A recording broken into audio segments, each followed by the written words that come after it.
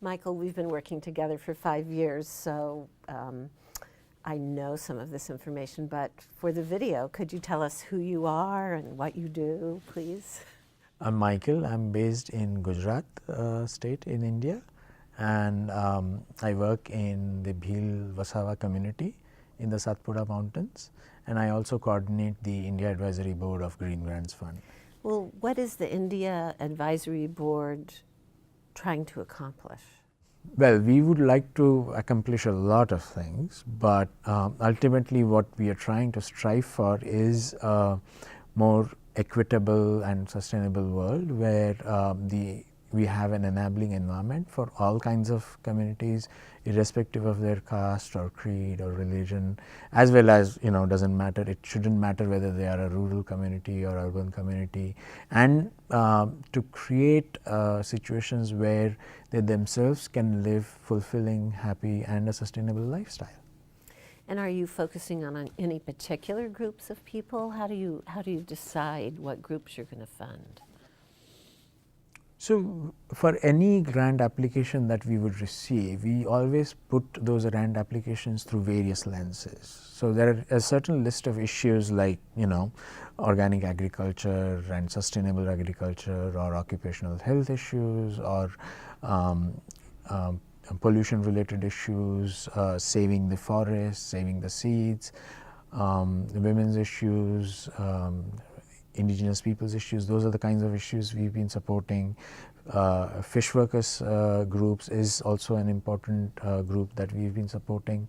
But any grant application we would receive, we would actually look at it from a general lens, from the lens of how are we supporting Adivasi communities, how are we supporting castes or classes which are disadvantaged in various ways in India. We look at those things as well. And there are times when we would have extended communication with the grant applicant about such things, and to see if they would give importance to all of those issues that are really considered important by the India Advisory Board. So can you tell us a specific story of something you've funded or one of the other advisors has funded through Global Green Grants in India, and how and why it was successful? There's a very small community in the state of Jharkhand which was impacted by coal mining, and there has been worry that what is going to happen to that community, and instead of the usual way of just only trying to find something to eke out their living, what they started looking at was how do they go about rejuvenating their farming, and how do they increase their food security, and how do they bring back those people who were going to the coal mines to do mining. They started building these stone dams on their farms which prevent soil erosion and increase the water recharge in the ground, and also the moisture retention of the ground. And so they have started doing that, and because of that the food production in their farm has increased so much that from 5 to 6 months of the year, they have started now increasing their food production to 7, 8, 9 months of the year.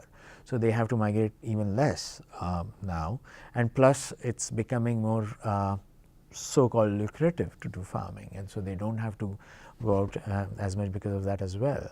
So that's another grant, and in that also the first grant was only $6,000 for a year.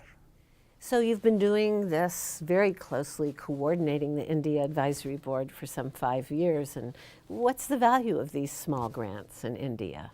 I'm not sure I'll be able to say for many other countries, but India is one of the countries where people are very active within their own communities, and people are happy to do a lot of things voluntarily. They don't need too much support for everything, but there are certain key things for which supports are needed, and those supports are not very large. They are very small supports needed, and those are the kinds of support India Advisory Board has been providing to various communities, very small organizations, and so on. And those are the support which probably are small, but are provided at the right time and in the right amount, and those provide sort of a key fulcrum point to achieve what they want to achieve or to do something that they want to do. And therefore, it's more about the right timing and about the, the key issues being supported. That is what makes the small grants very important, and therefore it doesn't matter that they are small. Where is the need the greatest, do you think, and how is Global Greengrants addressing it in India? So I guess there are various kinds of needs. As you all know, the country is very big. India is a big country, and one of the needs is that there are many geographies where the India Advisory Board hasn't been able to reach. So one need is to be able to extend our work to all those geographies where there is such need, and to reach out to those communities and organizations.